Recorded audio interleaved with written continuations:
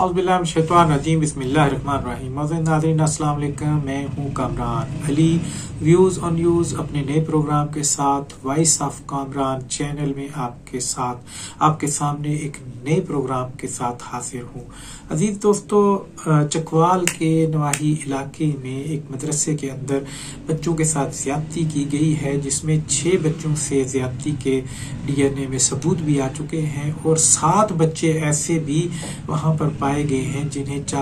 तेज धार चाकू की नोक से एक खास अल्फाबेट Z जो है उसको लिखा गया है और बच्चों को तशद्दुद का निशाना बनाया गया है। अजीज दोस्तों, आमतौर पे तालीमी इदारों के अंदर और मदारस के अंदर इस किस्म की ज्यादतियाँ तालिबे इल्मों के साथ होती रहती हैं, लेकिन इन मजहबी मदारस के अंदर इस किस्म का वाक़या होना ये भी एक अचंभे की बात नहीं रही। लेकिन इसमें जो एक नुमाया पहलू जो दीगर वाक़यात से हट के है वो ये है कि उसमें तेज धार आले या चाकू की मदद से जो है वो बच्चे के जिस्मों पर Z का लफ्ज कुंदा किया जाता था। अब इसमें पुलिस ने 2 असातिज़ा जो मुल्जिम हैं इस वाक़े के, जिनमें एक का नाम ज़ीशान और दूसरे का नाम अनीस है, उनको गिरफ्तार कर लिया है। एक को रावलपिंडी के शहर जिला रावलपिंडी के एक देहाती इलाके बल्कि उसके जातली से गिरफ्तार किया गया है और दूसरे को मियांवाली से गिरफ्तार किया गया है। और पुलिस ने इंतहाई मुस्तदी का काम करते हुए उससे उनको गिरफ्तार किया। तहकीक आगे की जा रही है। और इसके अंदर अजीज दोस्तों, जैसा कि मैंने आपको बताया कि एक अजीबो गरीब जो पहलू है जिसमें बच्चों के जिस्मों को नोचा गया और Z का निशान लिखा गया, क्या ये जो डार्क वेब्स हैं क्या उनका कोई निशान है या कोई किसी किस्म की एक ऐसी तंजीम या उसका के रुकन है, क्योंकि आजकल डार्क वेब के जरिए इस किस्म की हरकत करके भी पैसे कमाए जाते हैं। क्या डार्क वेब के ये लोग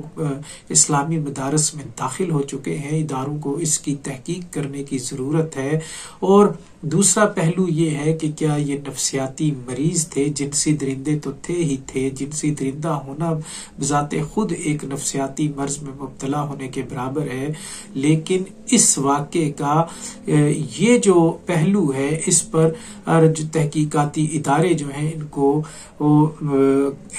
जो है वो उस पर तहकीक करनी चाहिए। और दूसरा जो है हमारे तालीमी इदारों के अंदर इस तरह के जिनसी वाक़यात जो है, जैसे इस्लामिया यूनिवर्सिटी भावलपुर के अंदर ये वाक़यात हुए, लेकिन ये हम जिन्स परस्ती का जो एक मदारस के अंदर एक सिलसिला है, इसको रोकने के लिए हुकूमत को चाहिए कि कोई ऐसे रेगुलेटरी के इदारे कायम किए जाएं जिसमें हरासमेंट से रिलेटेड एक शोबा हो, जो बाकायदा तौर पर बच्चों का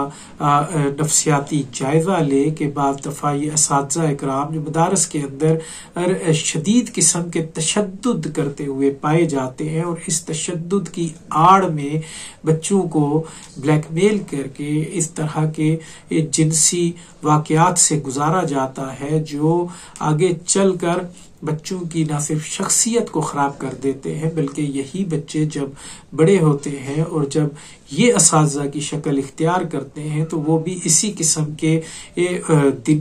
जिनसी जुनून में मुब्तला होते हैं और उनके लिए ये चीज जो है एक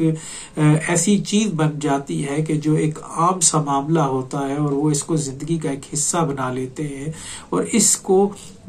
इसका सदेबाब जो है ये हुकूमत वक्त का फर्ज है। इसी तरीके से जैसे कॉलेजेस यूनिवर्सिटीज के अंदर भी ये हरासमेंट से रिलेटेड, स्टूडेंट अफेयर से रिलेटेड डिपार्टमेंट बनाए जाते हैं और उसमें इस तरह की ये जो हरासमेंट है उनका सदेबाब करने की कोशिश की जाती है। लेकिन हमारे जो मज़हबी मदारस हैं इसमें उलमाए कराम को भी चाहिए और वफाकुल मदारस को भी ये चाहिए कि एक ऐसा शोबा कायम करें कि जिसमें हर महीने या 15 दिन के बाद बच्चों की नफ्सियात का जायजा जिसमें लिया जाए और उसमें इस चीज को भी देखा जाए, इससे पहलूतही न बरती जाए कि बच्चों के साथ आया मदारस के अंदर किस किस्म का सलूक हो रहा है। जब इस किस्म की रेगुलेटरी के महकमे या शोबाजात जो है वो काम करेंगे और उसमें वफाकुल मदारस और हुकूमतें मिलकर जब ये चलेंगी तो इसमें दीनी तालीम की तरफ राग़ब किए जाने वाले जो बच्चे हैं या राग़ब बच्चे हैं या वालिदैन जो चाहते हैं कि उनके बच्चे दीनी तालीम हासिल करें तो उनको इस किस्म की जिनसी दरिंदगी और नफ्सियाती जो एक बुरा असर है उससे बचाया जा सकता है। अजीज दोस्तों, इसमें DPO चकवाल जो है उन्होंने एक टीवी इंटरव्यू में कहा है कि भाई हम इसके ऊपर इस को मंतकी अंजाम तक पहुंचाएंगे, लेकिन हमारे मुल्क में ये चीज़ देखी गई है कि मदारस हों, यूनिवर्सिटियां हों या कॉलेजेस हों, इसके अंदर इस किस्म के रुझानात को रोकने के लिए वक्ती तौर पे तो जब ये वाकया जब मीडिया का हिस्सा होता है या थोड़ा उसमें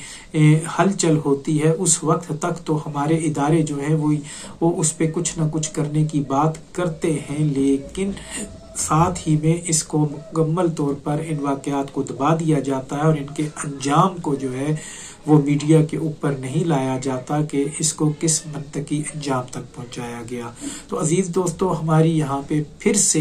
हुक्काम बाला और वफाकुल मदारस के उलमा से गुजारिश है कि वो इस किस्म की चीज़ों को रोकने के लिए कोई ना कोई लाहे अमल अपनाएं। तो अजीज दोस्तों, ये थी हमारी आज की वीडियो। हमारे इस चैनल को सब्सक्राइब कीजिए, लाइक कीजिए और फेसबुक के साथ ही हमारे ऐसे प्रोग्राम का जो कमेंट का सेक्शन है उसमें अपनी राय दें और हमारी वीडियो को ज़्यादा से ज़्यादा शेयर करें। वमा अलैना इल्लल बलाग।